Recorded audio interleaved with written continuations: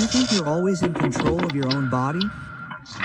When you see this picture, it means you're allowed to know the truth.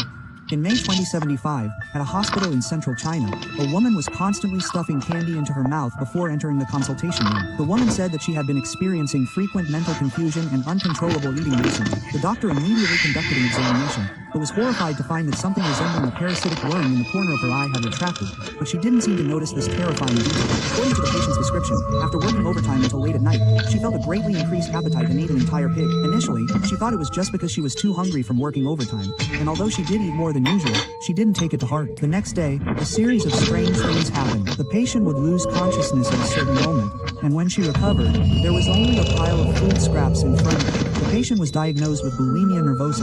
As the bizarre hallucinations and uncontrollable limb movements continued, things started to get strange. Finally, the patient came for treatment, but just before we were about to conduct a comprehensive examination, the patient suddenly told us that all her symptoms had disappeared. At first, we didn't take it seriously, until we received hundreds of similar reports. All the patients suddenly recovered before undergoing in-depth examinations and felt happy. We were uneasy and conducted comprehensive examinations on these patients, but found no abnormalities. Their physical condition was even healthier than average. Could it be that these diseases have consciousness and actively hide themselves? Perhaps. Avoiding harm is a biological instinct, and these microorganisms are also living organisms. It could also be some kind of deep hypnosis. After all, these symptoms are all related to the mind, so it should be handed over to the police for investigation. This matter was quickly forgotten by my colleagues, only, while I was investigating this matter, I felt that we had overlooked some subtle details. One day, while browsing the data, I noticed a piece of information that almost no one would pay attention to: the activity level of the gut microbiome. I found that the bacteria in the patient's guts were highly active. Just as I was about to share this research, I received a warning. At first, I thought it was just a prank, so I ignored the warning and prepared to continue my research. But soon I received my first punishment. I couldn't properly absorb the energy from food, and a strange feeling of hunger constantly assailed me. I finally understood the true culprit of this strange disease: the symbiotic bacteria that had been fighting with humans for millions of years, but ultimately chose to coexist with them. Humans thought they had conquered them, but the truth is that we had already become their slaves. Eating, thinking, sleeping, exercising, they participated in almost all human activities. They were everywhere. As I was thinking about countermeasures, an inexplicable feeling of hatred surged into my heart, making me lose interest in the research before me. At night, a strange excitement pulled me from my sleep. This excitement continuously stimulated my brain, preventing me from sleeping. I knew this was their warning to me. But why did they suddenly betray us after coexisting with humans for millions of years? Suddenly, a few lines of distorted text slowly appeared in the corner of my eye. After a brief moment of confusion, I quickly realized that they were communicating with me. After replying to the text, they disappeared. After that, I couldn't contact them again. Everything that happened afterward far exceeded my understanding. Overnight, the entire global human population was infected with this strange disease. The human consumption of food increased exponentially, and the world entered an era of mass production. Large areas of forest were cut down and cleared for farmland and cities.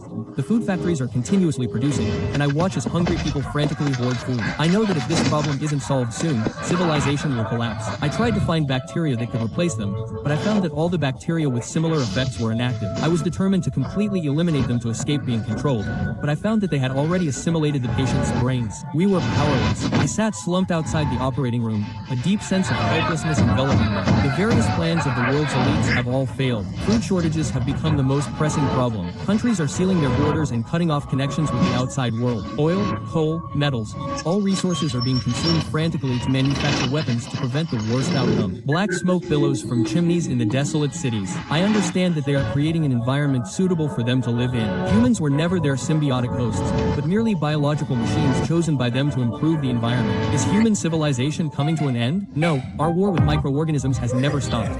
Those invisible little things have tried to destroy us countless times, but we have always overcome them. But this time, we are facing anaerobic bacteria that have existed for over 3.5 billion years and have been symbiotic with humans for millions of years. Facing a common enemy, countries have put aside their differences and decided to implement a human hibernation plan, putting all of humanity into hibernation pods, leaving only a small number of humans and intelligent robots to maintain the hibernation pods. The hibernators require very little energy, and the remaining small number of humans will also receive enough food to sustain themselves. Meanwhile, I and a group of scientists are trying to research methods to combat the anaerobic bacteria. We are using alternating hibernation to fight against the effects of the anaerobic bacteria.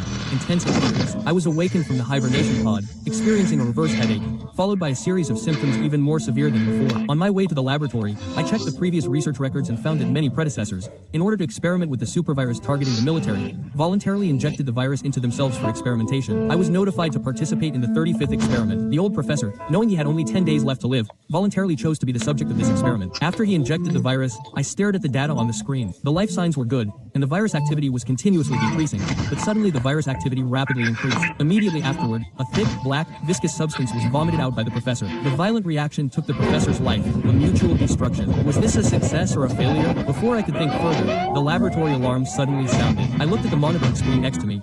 The life signs of nearly 3,000 hibernation pods in hibernation chamber 17 were rapidly declining. At the same time, a sharp pain shot through my brain. I picked up the spare syringe. You want to control humanity too? Go to hell. Quote, a suffocating feeling of drowning overwhelmed me. In my blurred consciousness, I felt an upward thrust. When I woke up, I found that I had just been awakened, and a group of researchers were staring at me. Subsequently, I underwent a series of complex tests, and at the same time, I learned the truth. The human hibernation plan was actually a hypnosis plan. The virus was gradually synchronizing with our brains. Only through deep hypnosis, reversing the bacteria's thinking, was there a glimmer of hope. Subject 9527. After the 35th hypnosis, the treatment was successful. Congratulations. All the discomfort I felt disappeared. Humanity and bacteria have established a new symbiotic relationship.